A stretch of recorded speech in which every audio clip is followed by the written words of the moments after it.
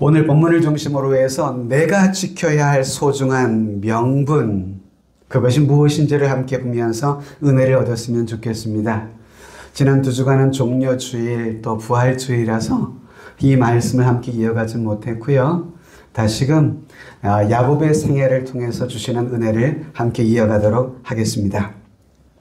오늘 본문은 쌍둥이로 태어났던 이삭의 아들 야곱과 에서의 이야기가 기록되어 있습니다. 에서와 이 야곱은 같은 날 한 뱃속에서 태어난 그런 쌍둥이 아들들이었습니다. 그런데 이 두 아들들이 자라가면서 보니까 그들의 모습 그리고 그들의 기질, 그들의 성격이 각기 큰 차이로 있음을 보게 돼요. 자, 먼저 27절을 보면 형 에서의 모습을 어떻게 소개하고 있나요?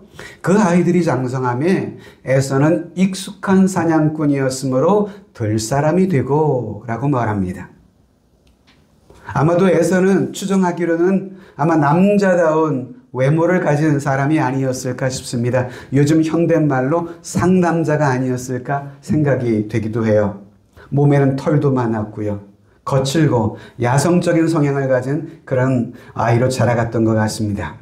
그래서 에서는 넓은 들에서 들짐승을 잡는 마치 마초와 같은 사냥꾼으로서 그런 재능을 즐기며 생활했던 아들이었어요.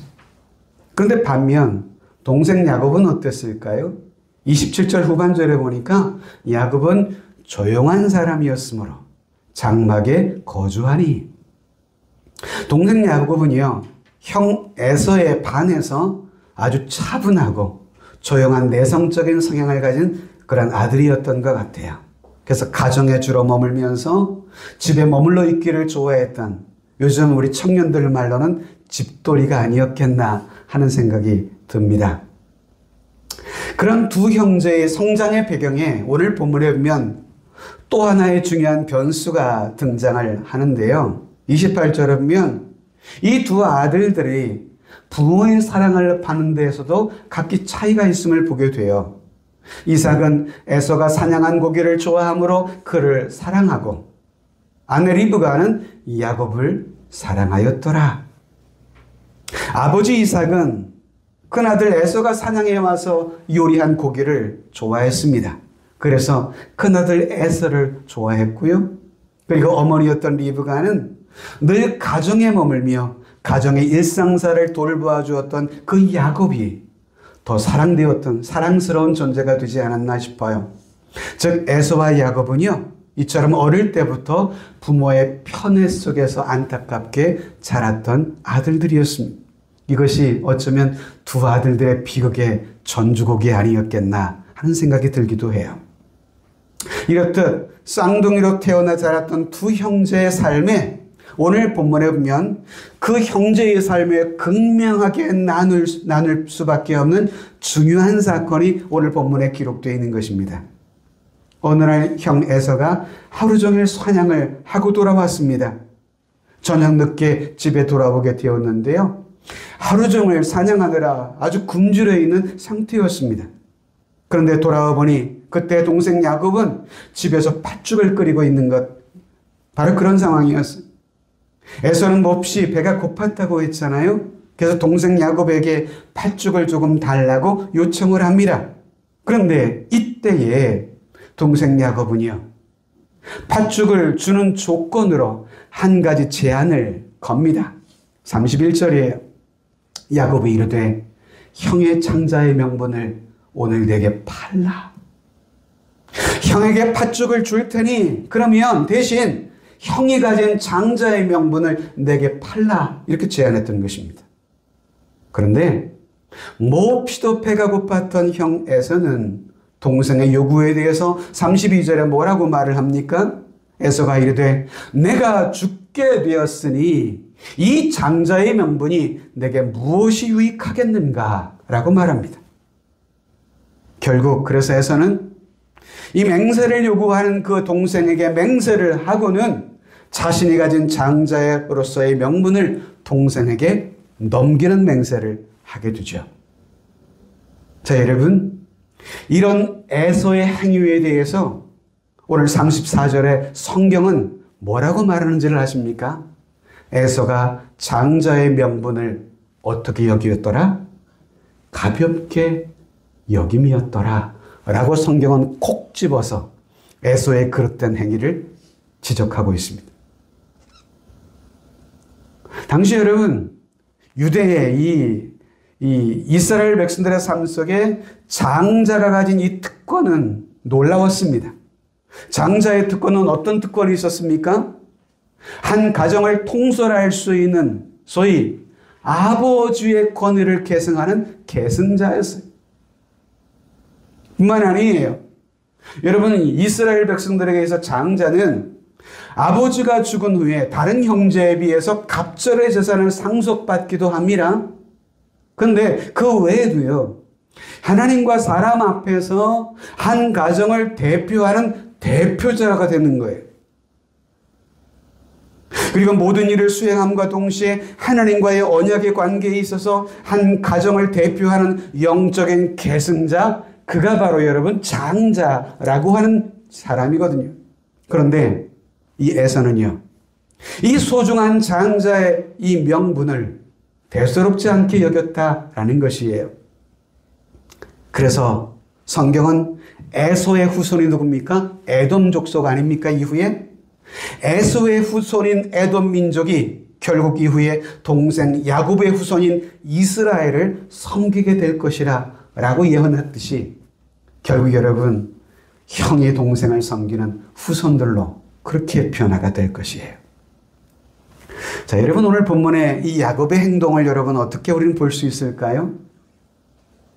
형의 배고픔을 이용해서 형의 장자의 명분을 빼앗고자 했던 이 야곱의 모습, 이 야곱의 방법은 분명히 야비하고 간교한 것임에 틀림없습니다.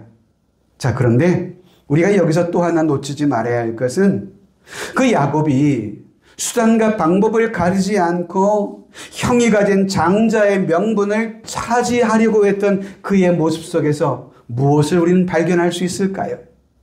야곱이 형의 그 장자의 명분, 이 장자권을 얼마나 소중하게 사모했던 사람인지를 엿보게 되는 중요한 여러분 사건이었어요. 물론 야곱의 방법은 바람직하지 않아 보인 것은 분명합니다. 그래서일까요? 이후에 야곱은 분명히 형의 장자권의 명분을 이어받은 사람이 되어서 아브라함과 이삭과 야곱의 계보를 잇는 여러분 이스라엘 축복의 족장이 되긴 했지만 이러한 야비하고 그릇된 그의 모습 때문에 족장이 되었음에도 불구하고 그는 그의 삶에 많은 시련과 연단을 받을 수밖에 없었어요. 그래서 이후에 여러분, 이 요셉 때문에 그가 애굽에 갔을 때 애굽의 왕이 물었잖아요. 내 나이가 몇이뇨? 그때 야곱이 뭐라고 말을 해요? 제 나이가 130세인데 험난한 세월을 저는 살았다라고 이야기했듯이 하나님이 만드실 그 족장이 되기 위해서 그릇된 그의 모습을 하나님은 다듬으셨어요. 그의 삶 속에. 그러니 얼마나 시련과 연단이 많았겠어요. 그런데 여러분, 어쩌면 그렇게 장자권의 명분을 사모했던 이 모습, 그의 모습은 오늘 예수 그리스도를 믿고 있는 저와 여러분들 또한 사모해야 할 어떤 모범의 모습으로, 모델링으로 우리에게 주는 것이 아니겠나가 생각이 됩니다. 자, 그런데 반면 어떻습니까? 자신에게 주어진 장자의 권한을 너무도 경홀히 여기며 하나님께서 주신 축복의 지위를 너무도 쉽게 저버리고 말았던 에서, 그는 순간적인 육체의 만족을 위해서 하나님이 그에게 허락하신 영적 지위를 소홀히 여겼던 대명사가 되고 말았거든요. 성도 여러분, 오늘 에서에게 주었던 장자의 명분처럼 오늘 우리 예수를 믿는 모든 그리스도인들에게도 소홀히 여겨서는 안 되는 우리에게 주어진 장자의 명분이 있다는 것입니다. 그래서 우리들은 하나님이 우리 각자에게 주어진 영적 장자의 명분을 귀히 여길 줄 아는 성도들이 되어야 하는데요. 자, 그렇다면 오늘 저와 여러분들에게 주신 소중한 장자의 명분은 과연 무엇일까요? 전 그것을 함께 나누길 원해요. 그 첫 번째 우리에게 준 장자의 명분은 우리의 생명입니다. 저와 여러분들에게 준 이 생명이 장자의 명분입니다. 여러분, 하나님께서는 저와 여러분들에게 분명히 생명을 주셨어요. 아침에 교회에 와보니까 사모가 말하기를 전에 교회에 함께 훈련받았던 우리 권사님의 자녀가 이렇게 세상을 떠났다는 부고장을 보내왔다고 아침에 이야기하더라고요. 여러분, 생명이라는 것 소중한 거 아닌가요? 그런데 어떤 이들 중에는 이 생명의 가치를 하지 않게 여기고 의미 없이 되는 대로 이 세상을 살아가는 사람도 있는데요. 예수님께서는 마태복음 16장에서 이렇게 우리에게 말씀합니다. 사람이 만일 온 천하를 얻고도 목숨을 잃으면 무엇이 유익하겠는가? 사람이 무엇을 주고 제 목숨과 바꾸겠는가? 라고 묻기도 했어요. 여러분, 저와 여러분들에게 주신 이 생명은요, 세상의 그 무엇과도 바꿀 수 없는 절대적인 가치가 있는 것입니다. 여러분, 다이아몬드로 여러분들의 생명을 바꿀 수 있겠어요? 누가 그런 어리석은 선택을 하겠습니까? 이 생명을 의미 없는 것이 되게 한다면 그것은 내 인생에 아무런 유익을 줄 수 없는 것이죠.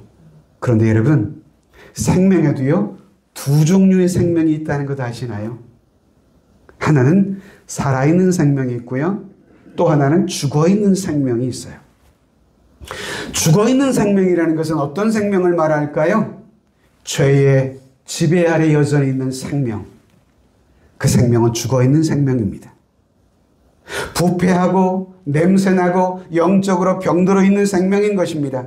그래서 이러한 생명에서 나오는 모든 행동들은 결국 죄악의 역사를 만들어갈 수밖에 없는 것입니다. 그래서 결국 죽어있는 생명의 결국 마지막 결과는 뭡니까?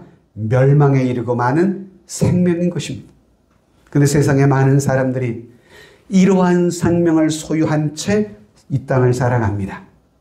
자, 그러면 또 하나의 생명, 살아있는 생명은 어떤 생명일까요? 우리도 과거에 죽어있는 생명이긴 했습니다. 그런데 예수님께서 우리의 죄를 대신해서 십자가에 달리시고 피 흘려 죽으심으로 말미암아 저와 여러분들을 구원해 주신 새로이 받은 새 생명, 새로운 생명. 이 생명은 죄로부터 구원받은 새로운 생명인 것입니다. 할렐루야. 이 생명은 거듭난 생명입니다. 거룩하고 깨끗한 생명이며 존귀한 생명인 것입니다. 할렐루야. 우리 모두는 이러한 존귀한 생명을 얻은 사람들입니다. 성도 여러분, 이처럼 하나님께서는 그리스도 안에서 우리 모두에게 새로운 영적 생명을 주셨어요. 그러므로 장자의 명분이 귀하듯 세상 그 어떤 것으로도 바꿀 수 없는 이 소중한 생명의 장자권, 함부로 여기서는 안 되는 것입니다.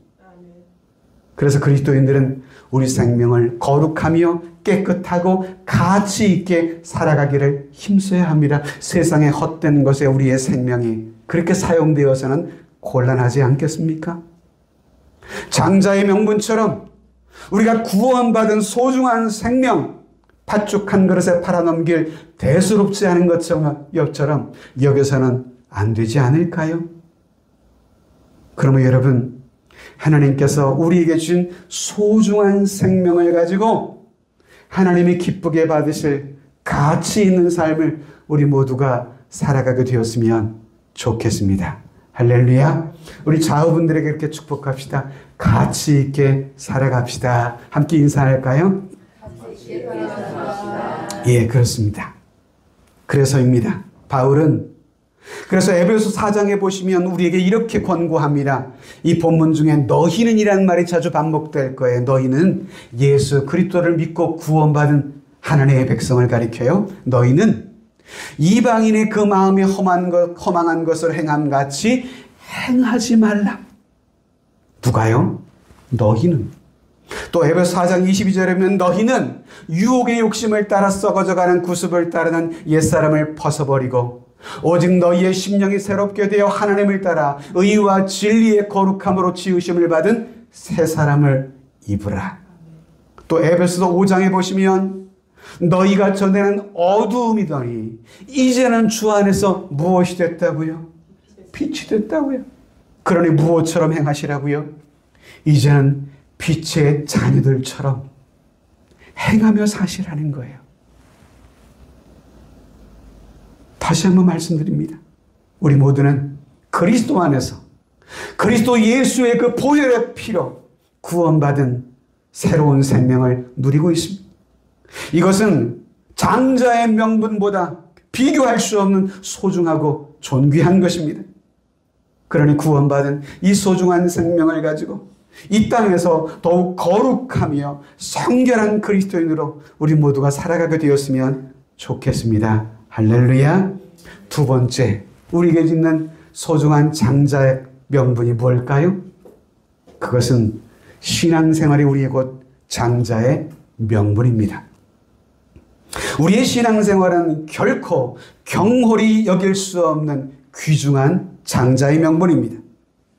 야곱이 장자의 명분을 귀하게 여겼던 그것은 어쩌면 그 하나님을 향한 그의 신앙의 모습이라고 볼 수도 있습니다. 다시 말하면 하나님을 향한 야곱의 믿음이 반영된 그런 모습이 아닐까 싶기도 해요.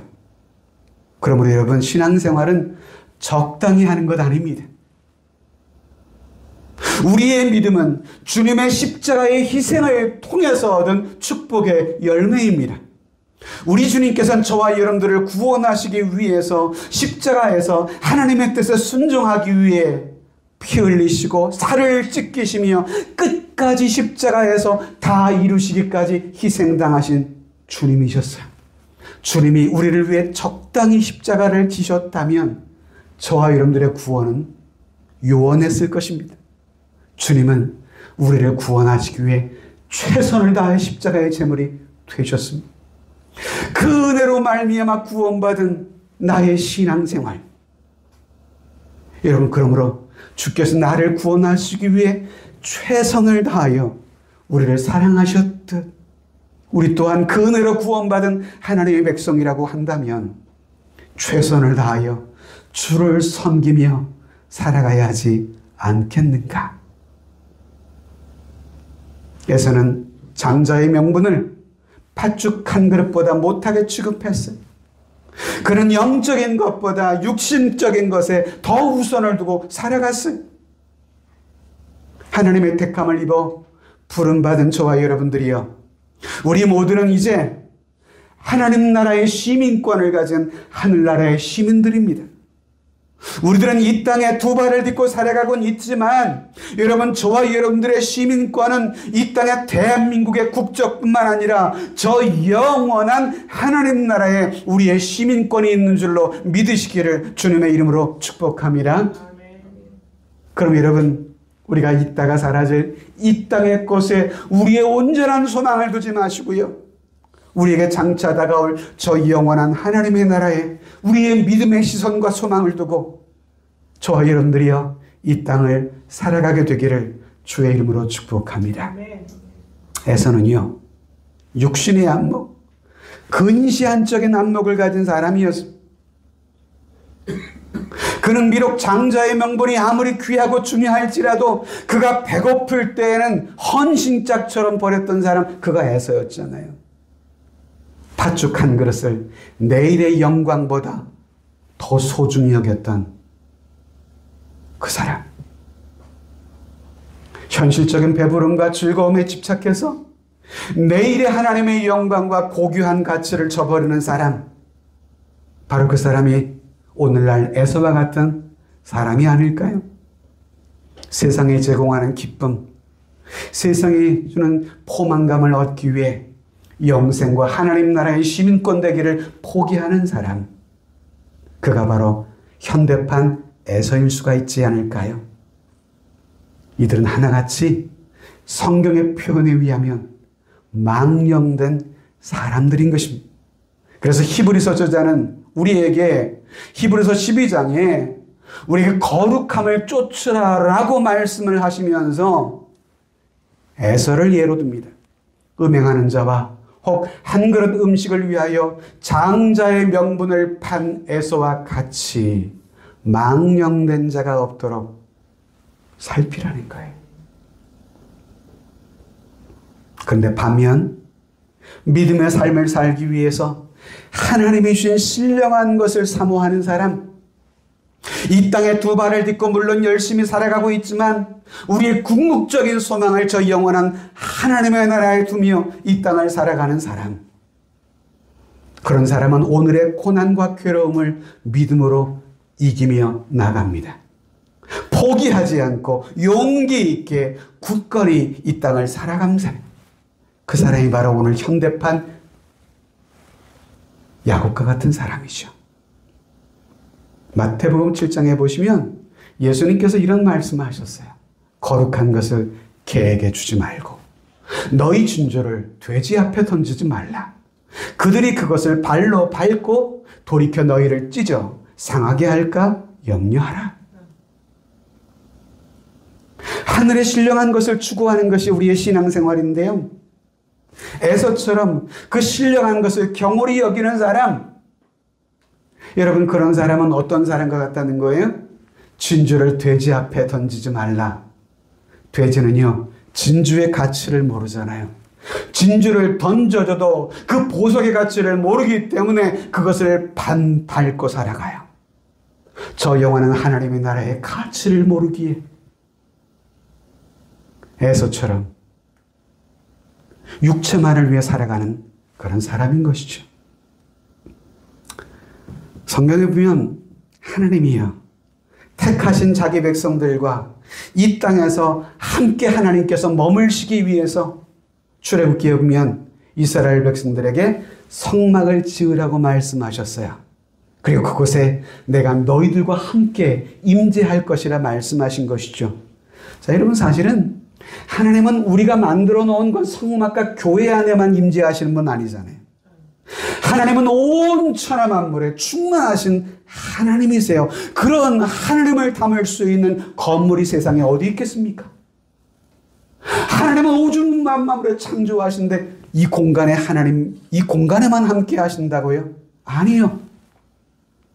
하나님은 온 만물에 충만하신 그런 하나님이시지만 그 하나님께서 그들의 눈에 보이는 곳에 임재할 수 있도록 그들과 교제하시기 위해서 한 공간을 만들어 놓은 것, 그것이 구약의 성막이고 이후에 발전한 것이 성전이고 오늘의 교회인 것입니다. 여러분, 구약의 성막을 다른 말로 회막이라고 불리기도 했어요. 영어로 말하면 meeting place, 미팅하는 장소라 이 말입니다. 누구와 미팅하는 곳이에요? 하나님과 만나고 그분과 교제하는 것, 그것이 교회예요. 여러분, 교회는 부활하신 그리스도께서 당신의 핏값을 대신하시고 세우신 곳, 주님이 함께 거하시는 것이 교회입니다. 그리스도께서는 당신의 교회를 당신의 몸처럼 귀하게 여기시며 함께 하시는 곳이에요. 그래서 여러분, 교회를 함부로 대하시는 것 아닙니다. 그래서 바울은 교회를 그리스도의 몸이라고 표현을 했어요. 그래서 교회를 해치는 사람이 되지 말고 교회의 거친 돌이 되지 말고 디딤돌이 되라고 오히려 말씀하고 있지 않아요? 교회는 주님과 함께 우리의 신앙의 삶을 훈련하고 배우며 그 삶을 실현해가는 거룩한 장소, 교회입니다. 또한 교회는 베드로에게 말씀하셨듯 천국의 문을 여는 열쇠, 하늘의 문을 여는 장소가 교회인 것이죠. 그래서 우리가 이 땅에서 모여서 함께 기도하면 하늘의 문이 열리는 줄로 믿습니다. 우리가 주 예수의 이름으로 이 시간 기도하면 하나님이 하늘의 문을 여시고 우리의 찬송과 예배를 받으시는 줄로 믿으시면 아멘. 우린 교회를 통해서 이 땅에서 하나님을 만나고 하나님의 축복이 이곳에 머무는 축복의 공간인 것입니다. 그러므로 우리 교회에서 이 신앙생활을 장자의 명문처럼 소중히 여기며 경홀히 여기지 않으셨으면 좋겠습니다. 여러분, 세계적인 신앙학 잡지 중에 알려진 이 풀빗이라고 하는 잡지가 있거든요. 가스펠 풀빗이라고 불리는데요. 이 풀빗의 발행자 가운데 스피노자 조다하티 목사님의 글이 하나 언론에 소개되기도 했습니다. 이 조다하티 목사님은 살아있는 교회, 죽어있는 교회란 어떤 곳인가를 설명을 해 주었는데요. 좀 깁니다만 제가 한번 읽어 보겠습니다. 살아있는 교회는 교실, 주차장 등 공간이 늘 모자라는 문제가 있고, 죽어있는 교회는 공간을 염려하지 않는다. 살아있는 교회는 항상 변화하고 죽어있는 교회는 늘 똑같다. 살아있는 교회는 아이들과 청소년들이 떠들고 제잘 부르는 소리가 늘 시끄럽고, 죽어가는 교회는 죽은 듯이 조용하다.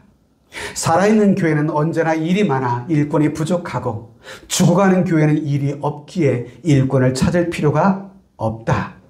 살아있는 교회는 언제나 예산을 초과해 쓰고, 죽어가는 교회는 은행에 잔고가 많다. 살아있는 교회는 새 얼굴의 사람이 많아 이름을 알기에 애를 먹고, 죽어가는 교회는 거듭해서 그 사람이 그 사람이다. 살아있는 교회는 선교 사업이 활발하고, 죽어가는 교회는 교회 안에서만 움직인다.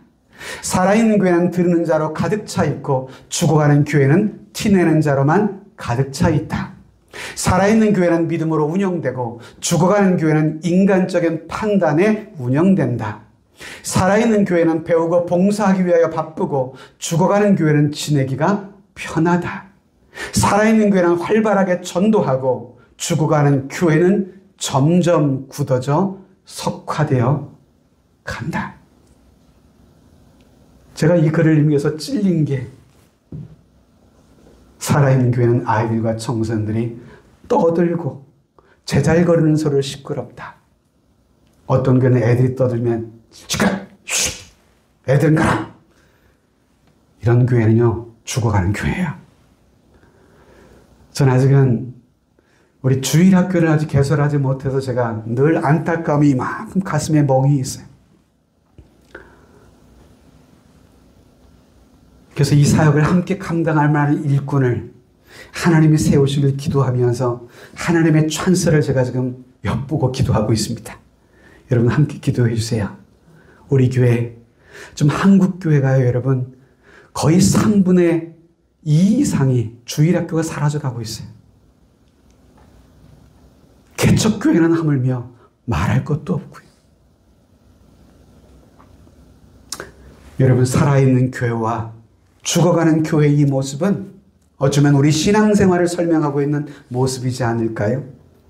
전 우리 세종하람교회가 살아있는 신앙으로 살아있는 교회를 이루어가는 그런 공동체를 함께 우리 모두가 세워져 갔으면 좋겠습니다. 우리 한 번 더 여러분 저로 축복합시다. 함께 세워갑시다. 함께 여러분 옆에 분과 축복할까요? 함께 세워갑시다. 오늘날 많은 성도들이요, 과거 에서가 장자권을 무시하였듯 하나님이 주는 신앙생활의 특권을 경홀히 여기는 분들도 적지 않습니다. 그들은 눈에 보이는 현실에 사로잡혀서 다가올 미래를 생각하지는 못하고 탐욕과 정욕에 따라서 우리 믿음의 양심의 소리를 애써 무시하며 살아갑니다. 그러면서 신앙생활의 영적 권리에 대해서 뭐라고 말합니까? 그것이 내 삶에 무슨 유익이 되겠나? 이 세상에서 무슨 소용이 있느냐라고 애써 무시합니다.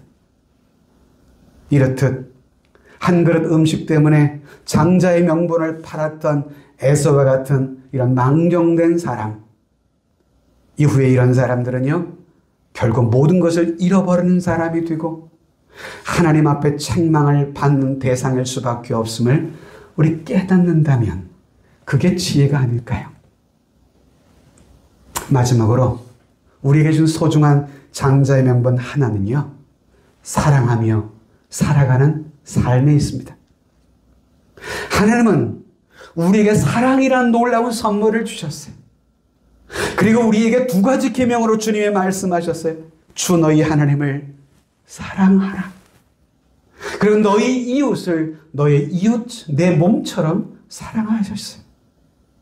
사도 요한은 요한 1서 4장에서 말씀하기를 누구든지 하나님을 사랑하노라 하면서 그 형제를 미워하면 그것은 거짓말하는 자라고 말하고 있어요. 이렇듯 우리가 서로 사랑하며 사는 것이 그리스도인은 저와 여러분들에게 주신 장자의 명분의 축복입니다. 사실 여러분, 우리 민족은요, 기적적인 일확천금을 늘 구하며 살아갔던 기복적인 종교가 가득했던 역사를 우리 민족은 가지고 있어요. 여러분, 우리 민속신앙을 한번 살펴보세요. 터주대감, 공물대감, 천지대감, 성주대감, 칠성대감, 삼신할머니, 이런 수많은 여러분 신들을 우리 민족은 살아갔잖아요. 복받기 위해서. 천지신명이여 비나이다 했던 민족이 우리 민족 아니었나요? 수많은 잡귀들에게 복을 빌며 살았던 여러분 나라가 우리 조상들이었어요. 근데 여러분, 우리 조상들 이런 종교적인 제의와 심리 속에 무엇이 들어가 있는지 아시나요? 바로 여러분, 이기심과 물질적인 추구의 인생관이 그런 종교적 제의관 속에 숨겨져 있는 거예요. 자, 하나님께서 당신의 백성인 우리들에게 주신 이 장자의 명분은 자기를 부인하고 주님께서 우리에게 친히 행하셨듯이 십자가의 희생을 감당하며 이 땅을 살아가는 삶에 있는 것입니다. 미국의 역대 퍼스트 레이들 중에 가장 존경받는 여사가 누군가 하면 미국의 제4대 대통령이었던 메이슨 대통령의 영부인, 소위 둘리 메디슨이라고 하는 여사의 일화가 언론에 소개됐기도 했습니다. 이 메디슨 여사에게 한 번은 신문기자가 여사에게 물었습니다. 여사님, 국민들로부터 그렇게 존경과 사랑을 받고 있는 비결은 무엇입니까? 라고 기자가 물었어요. 그러니 이 메디슨 여사는 깜짝 놀란 표정으로 답합니다. 제가 그렇게 존경을 국민들에게 받고 있다고요? 그런 줄은 몰랐습니다. 저는 사람들로부터 존경과 사랑을 받으려고 굳이 노력한 적은 그렇게 없었습니다. 다만 저는 성경의 가르침을 따라 차별 없이 모든 사람을 그저 사랑하려고 노력했을 뿐이었습니다. 라고 말을 했다고 해요. 이 영부인은 사랑하며 살아야 하는 이 장자의 명분을 바로 지키며 살았던 그리스도인, 바로 그 사람이었던 것이죠. 사랑하며 살아야 하는데 그렇지 못하고 미워하며 사는 것, 그것은 여러분 어쩌면 장자의 명분을 소홀히 여기는 그런 일이 되기도 합니다. 사랑의 기쁨과 행복을 모르며 사는 것, 어쩌면 내게 주신 소중한 장자의 명분을 잃고 사는 것과 다름이 아닙니다. 우리 모두 여러분, 사랑하며 살아가야만 하는 주신 성자의 명분을 마음 가운데 깊이 간직하며 내게 주신 소중한 이웃들을 소홀히 여기지 마시고 먼저 다가가시며 주의 사랑으로 그들을 친근히 하며 주의 복음을 이후에는 전할 수 있는 계기까지 나아갔으면 좋겠습니다. 제가 하는 일이 엘리베이터를 타면 항상 먼저 인사하는 거예요. 가장 뻘쭘한 게 뭔지 아시죠? 엘리베이터 타면 서로 참 뻘쭘해요. 그죠? 이런 게 우리의 모습 아닌가요? 타면 안녕하세요, 반갑습니다. 그분의 아이가 있으면 아이가 참 예쁘게 생겼네요. 12층에 사시는가 봐요. 전 몇 층에 사는데 반갑습니다. 또 봬요. 이러고 몇 번을 거듭하다 보면 어디 직장 생활을 어떻게 하세요? 라고 조금씩 좀 친근히 하면서 이후에 조금 더 깊어지면 혹시 신앙생활 하시나요? 물을 수도 있고, 저희 교회 귀한 행사가 있는데 한번 오시겠어요? 하고 초대장을 준비했다 줄 수도 있고. 여러분, 이건 실화입니다. 실화. 지금으로부터 약 1700여 년 전 얘기입니다. 한 무리의 네덜란드인들이 미국의 뉴욕시에 속한 맨하튼 섬 남부에 이주하게 됐다고 해요.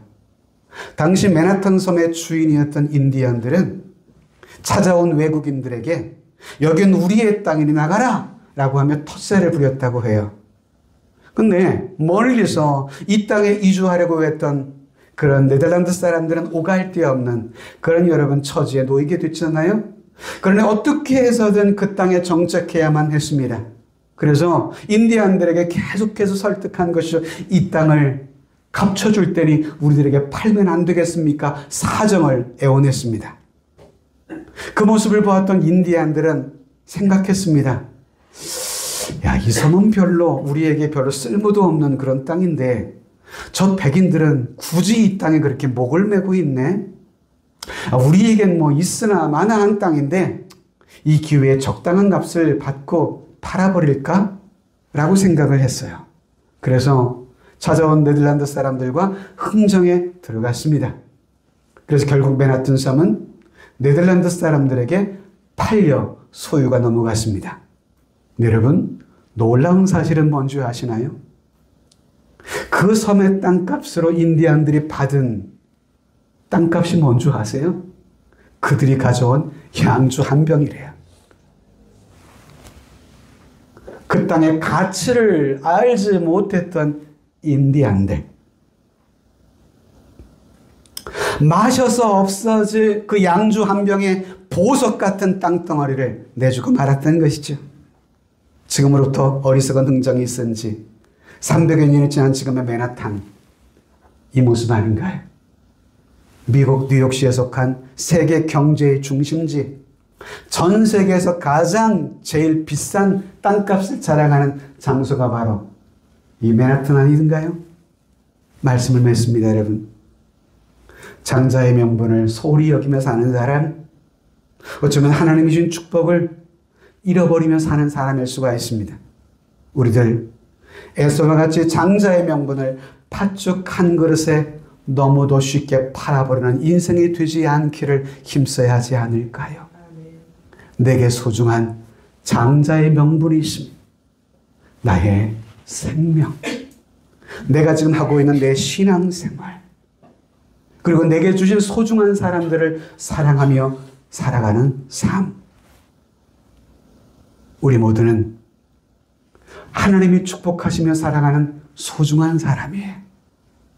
전 이 말씀을 맺으면서 이 찬송을 함께 드리고 소중한 만남, 소중한 공동체, 소중한 시간, 소중한 공간, 함께 주 안에서 만난 서로를 축복하면서 우리에게 주어진 소중한 이 명분, 장자의 명분을 서로 정말 누리며 서로 나누며 살아갈 수 있는 그런 삶이 될 수 있도록 우리 축복성을 서로에게 향하여 손을 펼치고 찬양했으면 좋겠어요.